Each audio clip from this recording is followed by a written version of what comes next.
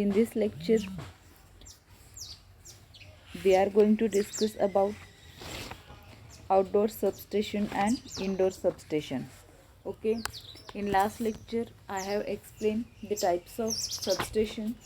In that we have seen the different types of substation according to the service requirement and according to constructional features.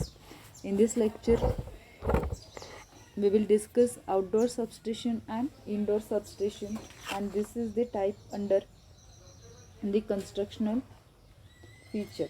According to constructional feature, the substations of electrical systems are designed and classified into two types: outdoor substation, indoor substation, pole mounted substation, and underground substation. From that, in this lecture we will discuss the outdoor substation. Okay, so in this case, particularly for the voltage beyond 66 kV, equipments, controlling mechanism, protective mechanism, and are installed outside the outside area. Means काय तर व्होल्टेजची range जेव्हा above 66 kV असेल त्यावेळेला आपण जे काही equipments आहेत, controlling equipments, if the range of voltage 66 kV असेल तर जे इक्विपमेंट्स आहेत, कंट्रोलिंग इक्विपमेंट्स, मेकॅनिझम्स आहेत, protective mechanisms are installed outside where transformer is also installed in the open area. Okay, you can see this is a diagram for foundation mounted outdoor substation. This is the diagram for outdoor substation. You can see here the transformer is installed at the outer surface, and these are the other accessories and protective mechanisms which are installed at outdoor surface. Okay, for such stations clearance required shall be kept more and space required is much more, and these stations are open to sky. म्हणजे यामध्ये या दोन इक्विपमेंट्समध्ये किंवा बाकीचे जे काही circuitry आपण install केलेले आहे तिथं जो काही क्लिअरन्स जो आहे त्या पर्टिक्युलर इक्विपमेंट्समधला तो मच मोर असतो, मीन्स जास्त असतो. अँड दीज सबस्टेशन्स ओपन असतात to the sky. These substations are open to the sky, आणि क्लिअरन्स जो आहे दोन इक्विपमेंट्समधला तो जास्त असतो. You can see here this is the 11 kV feeder line which is here, and here the air brake switch used here for the switching purpose, and this is the step down transformer. This feeder line has the 11 kV voltage, and this voltage from feeder line is give to the transformer for the stepping down the voltage. 11 kV चं conversion 440 व्होल्ट्समध्ये करण्यासाठी आपण ट्रान्सफॉर्मरला supply देतो, and from ट्रान्सफॉर्मरच्या primary साईडला आपण supply देतो, and ट्रान्सफॉर्मरची जी काही सेकंडरी साईड आहे तिथून आपण 440 व्होल्टचा सप्लाय कॅरी करून 3 फेज 4 वायर्स डिस्ट्रीब्युटर्सला आपण सप्लाय दिलेला जातो. दिस आर दी फेन्स, ह्यालाच आपण कुंपण असं म्हणतो. म्हणजे जी काही सबस्टेशनच्या इक्विपमेंट्स आपण इन्स्टॉल केलेले आहेत त्यांना प्रोटेक्शनसाठी आपण हे फेन्स यूज केलेले आहेत. तर बेसिक इन्फॉर्मेशन यामध्ये फक्त फीडर लाईन्स जी आहे ती 11 kVची, ते आपण फीडर लाईनचा सप्लाय आपण 3 phase supply we give through air break switch. Here आपण एअर ब्रेक स्विच यूज करून जो काही फीडरचा 11 kVचा सप्लाय आहे तो आपण ट्रान्सफॉर्मरला थ्रू बुशिंग्स दिलेला जातो. तर बुशिंग्सचं हे जे आहे ते टर्मिनल्स आहेत RYB. ह्या 3 फेजचं किंवा ह्या 11 kVचं आपण कन्वर्जन ट्रान्सफॉर्मरचा यूज करून 440मध्ये कन्वर्जन केलं जातं. And this line is carried for 3 phase 4 wire distributors line. Okay, generally outdoor location is the only solution for the high voltage beyond 66 kV. If the voltage range is 66 kV or above 66 kV high voltage असेल तर त्या ठिकाणी आपण outdoor substation किंवा equipments किंवा transformer आणि जे controlling equipments आहेत ते आपण आउटडोअरला इन्स्टॉल करणं प्रिफर करतो जर व्होल्टेजची रेंज अबव 66 kV असेल तर 11 kV to 440 volts 3-phase distribution transformer is fixed on foundation of cement concrete. You can see this is the foundation for the transformer which is made from cement concrete. Foundation for the transformer is made from cement concrete and above the ground level by 1 meter height of foundation. Means foundation जे आपण बनवलेलं आहे ते ground लेवलपासून 1 मीटरला ट्रान्सफॉर्मरसाठी आपण foundation बनवलेलं आहे आणि त्यावर आपला ट्रान्सफॉर्मर इन्स्टॉल केलेला आहे. Incoming feeder line and outgoing 3-phase 440 low tension distribution lines are shown in sketch. You can see this is the incoming lines, feeder line, 11 kV च्या feeder lines, and these are the 3-phase line which are of range 440 volts, LT lines. LT means low tension lines. These are the LT lines and this is the feeder lines of 11 kV. Okay, this is the outdoor substation. For protection, a door and fence is provided.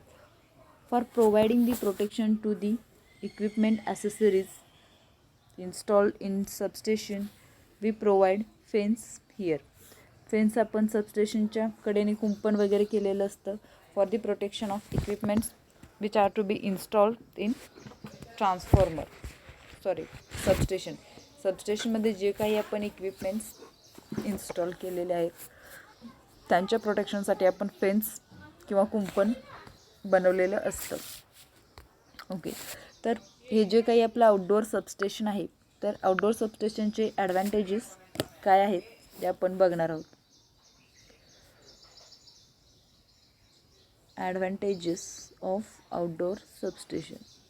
Advantages first is as space is much more, spacing between equipments can be kept much more and therefore more safe. As you can see in this diagram, the space between the space of outdoor substation is much more. Means outside ला आपण कुठेही आपण means एक particular area select करून तिथं आपण आपले equipments controlling equipments आपण इन्स्टॉल करू शकतो. त्यामुळे जो काही दोन इक्विपमेंटमधला क्लिअरन्स जो आहे तो मच मोर ठेवता येतो and it can be safe from the fault point of view. Means fault occur होण्याची जी काही पॉसिबिलिटीज आहेत त्या आउटडोअर सबस्टेशनमध्ये कमी होतात. This is the main reason the advantage of outdoor substation. जास्त जागा असल्यामुळे आपण दोन इक्विपमेंटमधलं डिस्टन्स वाढवून आपण फॉल्टची जी काही पॉसिबिलिटी आहे ती कमी करू शकतो आउटडोअर सबस्टेशनमध्ये. Spacing between equipments can be kept much more. जास्त जागा असल्यामुळे आपण दोन इक्विपमेंटमधलं जे काही डिस्टन्स आहे ते आपण जास्त ठेवून आपण पॉसिबिलिटी फॉल्टची जी आहे ती रिड्यूस करू शकतो in case of outdoor substation. This is the first advantage. Second is cost of installation is less. Installation cost जी आहे आउटडोअर सबस्टेशनची less time require. Installation cost जी आहे आउटडोअर सबस्टेशनची लेस असते as compare to indoor substation. म्हणजे indoor substations आपण next point आपला तोच आहे. यामध्ये काय तर कुठलीही आपल्याला किंवा बिल्डिंग वगैरे कन्स्ट्रक्ट करायची तर काही गरज नाही आहे. फक्त जे काही इक्विपमेंट्स आहेत ते आपण एक पर्टिक्युलर एरियाला आपण इन्स्टॉल करतो आणि फेन्सिंग त्याला प्रोव्हाइड करून आपण सबस्टेशन डिझाईन करतो. Next advantage between bus bars and lines air can be used as insulation. Air can be used as an insulation मीन्स आउटडोअर सबस्टेशनमध्ये स्पेशल इन्सुलेशन यूज करण्याची काही गरज नसते, बिकॉज आउटसाईडला आपण सगळे ॲटमॉस्फेरिक कंडिशन्समध्ये आपण इक्विपमेंट्स प्लेस केलेले असतात. Due to this reason air can be used as a insulation in this outdoor substation. Our fourth advantage is, as space is much more, maintenance of substation easy. Maintenance space जो आहे, space दोन इक्विपमेंट्समधला किंवा जे काही controlling equipments आपण install केलेले आहेत त्यांच्यामधला जो काही स्पेस आहे तो जास्त असतो. Due to this reason the maintenance can be easy in case of outdoor substation. Okay. Our fifth point of advantage is, for control gears only shelter or closed room is constructed and other equipments are in open area, so this reduce the cost. Cost reduction is possible. Cost reduction कसं possible आहे तर controlling gears जे काय आपण current voltage किंवा other quantities measurement करण्यासाठी आपण controlling gears जे असतात ते आपण एक पर्टिक्युलर बिल्डिंगमध्ये आपण ते कंट्रोलिंग गिअर्सला आपण शेल्टर प्रोव्हाइड केलेलं असतं. बट मीन्स शेल्टर किंवा क्लोज रूम एक पर्टिक्युलर रूम असते, तिथं आपण सबस्टेशनमधली बॅटरी चार्जिंगचे कंट्रोलिंग युनिट्स किंवा पॉवर फॅक्टर करेक्शन इक्विपमेंट्स हे जे स्पेशल इक्विपमेंट्स असतात त्यांच्यासाठी एक कंट्रोलिंग रूम तयार केलेली असते. आणि अदर जे इक्विपमेंट्स असतात are in open air, so the cost is reduce. म्हणजे फक्त कंट्रोलिंग गिअर्सलाच आपण रूम वगैरे प्रोव्हाइड करतो आणि अदर जे इक्विपमेंट्स असतात ते असेच ॲटमॉस्फेरिक कंडिशन्समध्ये open to the sky install केलेले असतात. Due to this fact the cost of installation of substation is reduce. These are the advantages of open और आउटडोअर सबस्टेशन. आउटडोअर सबस्टेशनमध्ये आपण काय करतो तर ओपन टू दी ॲटमॉस्फेरिक कंडिशन्समध्ये आउटडोअरला आपण सगळे इक्विपमेंट्स जे आहेत ते इन्स्टॉल करतो. त्यामुळे जे काही जागा जी असते ती आपल्याला जास्त प्रमाणात भेटते. त्यामुळं दोन इक्विपमेंटमधलं डिस्टन्स वाढवून आपण इन्सुलेशन कमी करू शकतो. आणि आउटडोअरला असल्यामुळं एअर जी आहे तीच ॲज अ इन्सुलेशन म्हणून बसबार्स आणि ज्या काही लाईन्स कॅरी केले जातात त्यांच्यामध्ये एअर जे आहे हवा त्यालाच आपण इन्सुलेशन म्हणून यूज करू शकतो in case of outdoor substation. Cost reduce होते because no need of building design. Maintenance easy होतं because distance between the two equipments is much more. You can easily maintain the equipments at a particular time period. Okay, next is disadvantages of outdoor substation. Disadvantages of outdoor substations काय आहेत तर protection,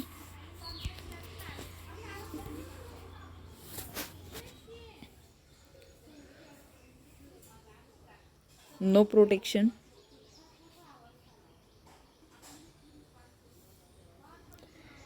from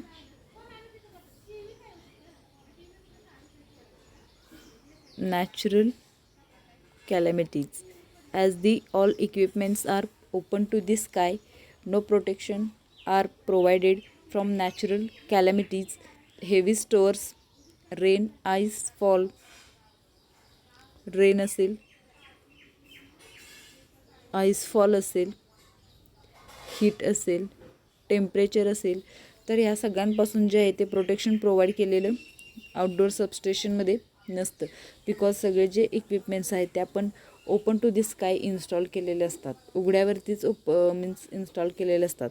त्यामुळे जे काही rainfall आहे, आईसफॉल आहे किंवा other जे ॲटमॉस्फेरिक कंडिशन्स आहेत त्याचा इम्पॅक्ट जो आहे तो सबस्टेशनमधल्या इक्विपमेंटमध्ये होऊ शकतो, याची पॉसिबिलिटी जास्त असते. Fault occurrence is more.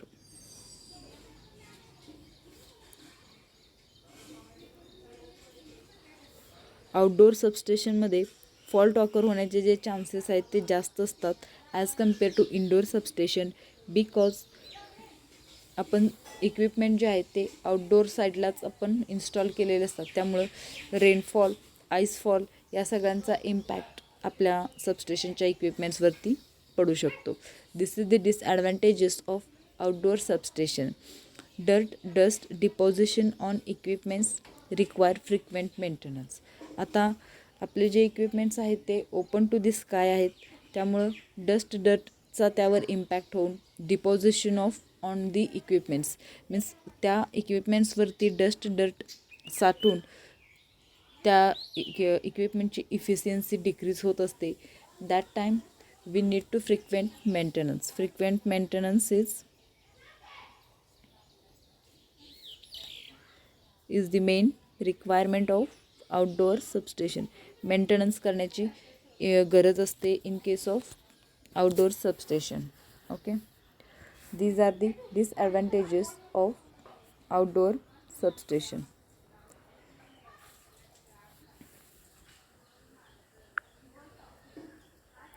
Outdoor सबस्टेशनमध्ये सगळे जे सबस्टेशनमधले इक्विपमेंट्स आहेत ते आउटसाईड एरियामध्ये आपण प्लेस करतो. दॅट्स वाय जे काही ॲटमॉस्फेरिकचा इफेक्ट होतो तो सबस्टेशनच्या इक्विपमेंट्समध्ये होत असतो आणि सबस्टेशनचे इक्विपमेंट्सवरती डर्ट पडून त्याचा मेंटेनन्स प्रॉपरली इन प्रॉपर टाईममध्ये करणं इम्पॉर्टंट फॅक्टर कन्सिडर केला जातो. दॅट्स वाय जी फ्रिक्वेंट मेंटेनन्सची जी गरज आहे ती इथं इन्क्रीज होते in case of outdoor substation. Then where we use the outdoor substation. Application of outdoor substation is, since the spacing between equipments can be kept more, it is suitable for high voltage above 66 kV. This is the application. म्हणजे outdoor सबस्टेशनमध्ये आपण जास्त space available असल्यामुळं जे काही इक्विपमेंटमधलं जे काही distance आहे ते आपण हाय ठेवू शकतो. For that purpose we can use this type of substations for the range above 66 kV high voltage. High व्होल्टेजचे सबस्टेशन जर आपल्याला डिझाईन करायचं असेल तर आपण आउटडोअर सबस्टेशन प्रेफर करणार आहे. बिकॉज इनडोअर सबस्टेशनमध्ये इन्सुलेशन एक्स्ट्राचं प्रोव्हाइड करावं लागतं. Okay, these are the application of outdoor substation. Our next point is indoor substation.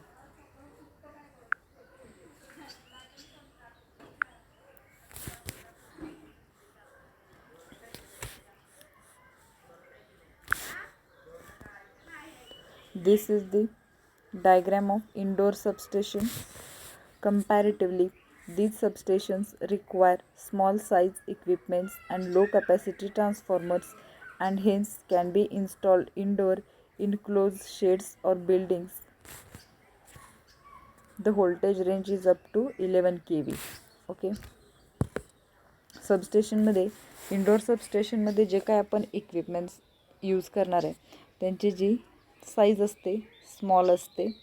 Capacity of that transformer which is to be used is also small. Small कॅपॅसिटीचे transformer आपण use करतो. Small साईजचे equipments आपण use करतो आणि त्यामुळं आपण जे काही क्लोज शेड असेल किंवा बिल्डिंग्स असतील त्यामध्ये त्या आपण इथं यूज करू शकतो इन केस ऑफ इंडोर सबस्टेशनमध्ये. म्हणजेच काय तर व्होल्टेजची रेंज कमी असल्यामुळं आपण जे काही अदर ॲसेसरीज यूज करणार आहे ट्रान्सफॉर्मर, फीडर वगैरे तर त्यांची साईज पण कमी होते. ड्यू टू दॅट फॅक्टर आपण ही जी सगळी ॲसेसरीज आहेत ती इंडोअर किंवा एक प्रॉपर बिल्डिंग कन्स्ट्रक्ट करून त्यामध्ये इन्स्टॉल केलेले जातात. इंडोर सबस्टेशनमध्ये एक पर्टिक्युलर बिल्डिंग असते आणि त्या बिल्डिंगमध्ये हे सगळे इक्विपमेंट्स जे आहेत ते प्लेस केलेले असतात. Indoor substation is used up to the range of 11 kV. Voltage range कमीच ठेवलेली असते as the problem of insulation. जर व्होल्टेजची रेंज जर वाढवली आणि इंडोर सबस्टेशनमध्ये जो काही डिस्टन्स असतं दोन इक्विपमेंटमधलं ते कमीच असतं because the restriction of building area. In that time we use the low voltage range up to 11 kV. Voltage range जी आहे ती जास्त आपण प्रिफर केली जात नाही in case of indoor substation. More over if outside climate is not good then indoor is the only option. Means असे काही ॲप्लिकेशन्स असतात जिथं आउटडोर एरिया जो आहे तो ह्युमिड एरिया असतो किंवा जास्त रेनफॉल किंवा आईस कोटिंग होण्याची शक्यता असते. In that time the indoor substation is the only option. 3-phase transformer output is fed to industry and big cities where continuity in supply and bulk power is required. 3-phase ट्रान्सफॉर्मरचं output जे आहे ते big इंडस्ट्रीजला provide केलं जातं जिथं आपल्याला bulk पॉवरची requirement आहे तिथं.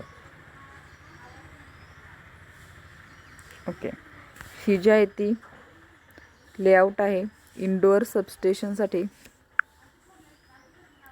लेआउट आपण बघणार आहोत. लेआउटचा सिक्वेन्स जो आहे तो कसा आहे तर firstly this is the 11 kV feeder line. This is the 11 kV lightning arrestor. Lightning arrestors are provided at the incoming line of substation. Feeder लाईनच्या नंतर लगेच आपण 11 kVचा लाइटनिंग अरेस्टर प्लेस केलेला आहे. Lightning arrester the device which is use to discharge the stroke और lightning stroke of high voltage. जे काही lightning strokes असतात त्यांचं डिस्चार्ज करण्यासाठी लाइटनिंग अरेस्टर्स प्लेस केलेले असतात. जे हे लाइटनिंग अरेस्टर्स जे आहेत ते सबस्टेशनच्या सुरुवातीला आणि सबस्टेशनच्या एंडला प्रोव्हाइड केलेले असतात. This is the 11 kV outdoor cable box. This is the cable box. 11 kV cables are here and this is the protection CTs are provided. This is the 11 kV metering equipment. These metering equipments in the sense CTs and PTs. These are the provided for the measuring purpose. This is the transformer which is distribution transformer 11 kV to 433 voltage transformer. 11 kV चं 440 volts मध्ये conversion केलं जातं. This is the delta to star transformer which converts 11 kV supply to 440 volt supply. This is the LT cable, low tension cable. After that transformer, the low tension circuit breaker is provided and after the circuit breaker protection of CT, that is current transformer चं protection दिलेलं आहे. This is the low tension bus bar. Bus bar is a conductor. Bus bar म्हणजेच काय असतं तर तिथं incoming आणि outgoing lines connect केलेल्या असतात. बस बार हा जो आहे तो बस बार असतो आणि these are the LT CBs. These are the circuit breakers of LT and these are the LT switch fuse unit. These are the fuse units which are connected to the bus bar and these are the outgoing LT lines. Means incoming lines इथं फीडरपासून supply आला त्यानंतर stepping down करून आणि बाकीच्या सगळ्या ॲक्सेसरीजमधून pass होऊन हा जो सप्लाय LT बस बारला दिला जातो आणि इथून आउटगोईंगचे टर्मिनल्स काढले जातात आणि इथून जो आहे तो सप्लाय वेगवेगळ्या लोकेशन्सला जिथं इलेक्ट्रिकल सप्लायची रिक्वायरमेंट आहे तिथं प्रोव्हाइड केला जातो. त्या पर्टिक्युलर एरियामध्ये डिस्ट्रीब्युटर्स थ्रू आपण हा सप्लाय लोकॅलिटीजपर्यंत पोचवतो. This is the indoor substation, layout of indoor substation for a particular factory. फॅक्टरीच्या प्रिमायसेसला ते सबस्टेशन्स जे आहेत ते इन्स्टॉल केलेले असतात. The three phase transformer output is fed to industry. ट्रान्सफॉर्मरचं आउटपुट जे आहे ते आपण इंडस्ट्रीमध्ये पाठवतो, ज्या इंडस्ट्रीची requirement bulk power is required. Okay. Next जो आपला पॉईंट आहे advantages of indoor substation. Advantages आपण बघणार आहे इंडोअर सबस्टेशनचे. तर ॲडव्हान्टेजेस काय आहे तर स्पेस जो आहे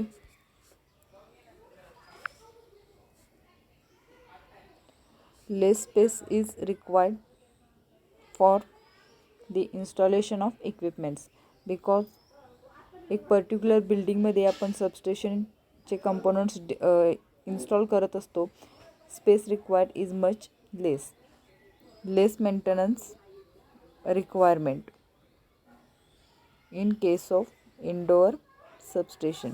मेंटेनन्स जो आहे तो लेस, फॉल्ट ऑकरन्सेस लेस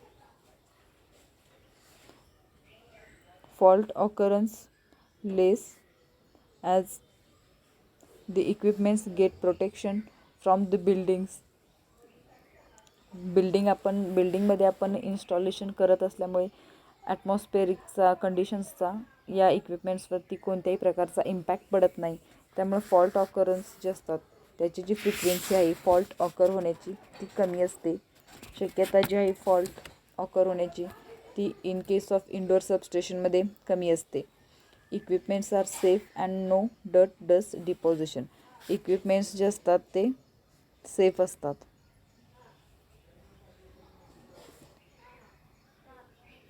सेफ इक्विपमेंट्स जे आहेत ते सेफ इक्विपमेंट्स आपले असतात. बिकॉज आपण बिल्डिंगमध्ये इन्स्टॉलेशन करतो त्यामुळं ॲटमॉस्फेरिक कंडिशन्सचा जे इक्विपमेंट्सवरती काही इम्पॅक्ट पडत नाही. दॅट्स वाय डर्ट जे आहे ते इंडोर सबस्टेशनमध्ये नसते. Protected from the natural calamities. जे काही नॅचरल कॅमॅलिटीज आहेत त्यांच्यापासूनसुद्धा सबस्टेशनच्या इक्विपमेंट्सचं प्रोटेक्शन होत असतं. Our next point is disadvantage of indoor substation.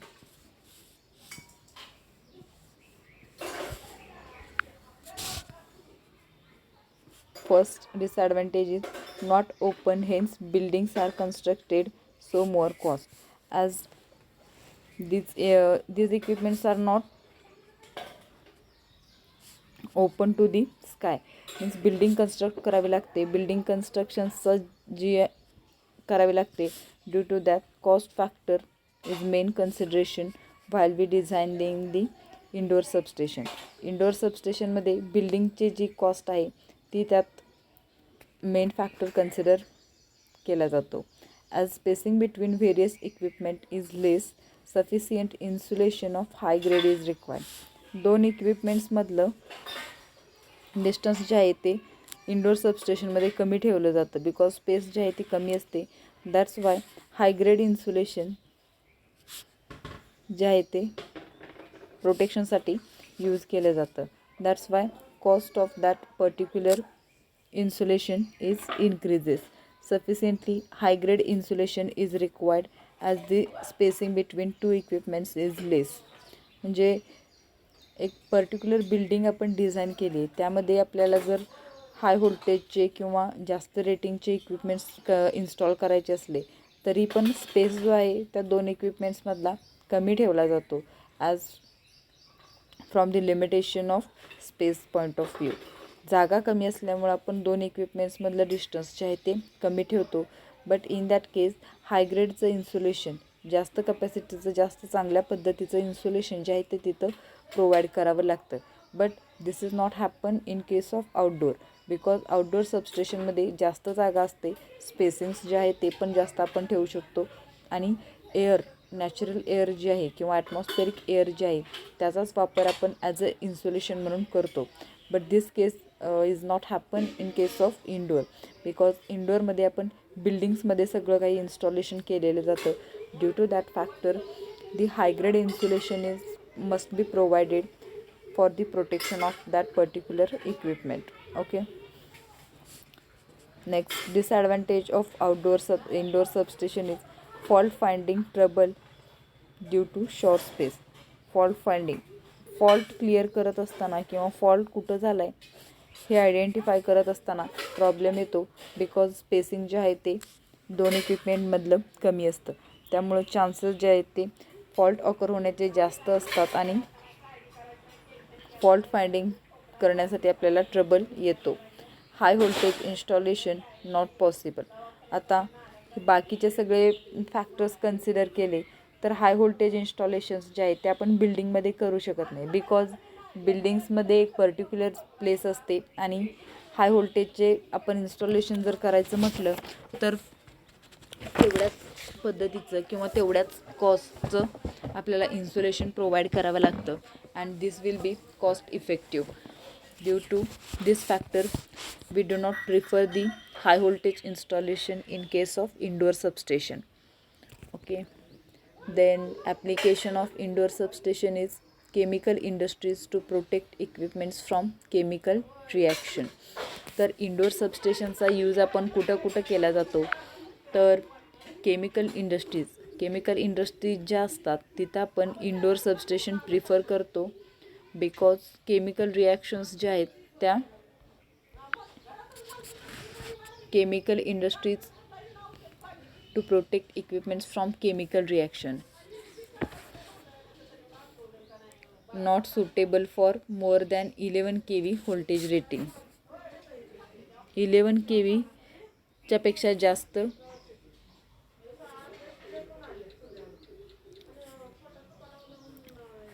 जर व्होल्टेजची रेंज 11 kV पेक्षा जास्त असेल तर आपण इंडोर सबस्टेशन जे आहे ते प्रिफर करत नाही. Mostly because there is a problem of insulation जास्त प्रोव्हाइड करावं लागतं. त्यामुळं हाय व्होल्टेज सिस्टीमसाठी आपण इंडोर सबस्टेशन जे आहे ते प्रिफर करत नाही. जे काही केमिकल इंडस्ट्रीज आहे जिथं त्या इक्विपमेंट्सवरती केमिकलचा इम्पॅक्ट वगैरे पडू शकतो किंवा त्यांची इफिशियन्सी डिक्रीज होऊ शकते त्या टाईमला आपण त्या इक्विपमेंट्सला सबस्टेशनच्या प्रोटेक्शन देण्यासाठी आपण इंडोर सबस्टेशन जे आहे ते प्रिफर केले जातात. These are the indoor and outdoor substation and our next point is comparison of indoor and outdoor substation. Okay,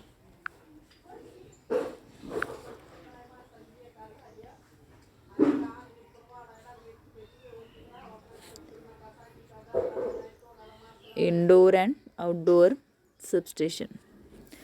तर comparison of indoor and outdoor सबस्टेशनमध्ये फर्स्टली आपला जो पॉईंट आहे तो capital cost of indoor substation is high as compare to the cost of outdoor substation. Capital cost जे आहे capital cost जी आहे ती जास्त असते as compare to indoor substation. Indoor substation time required for completion and indoor substation मध्ये indoor substation and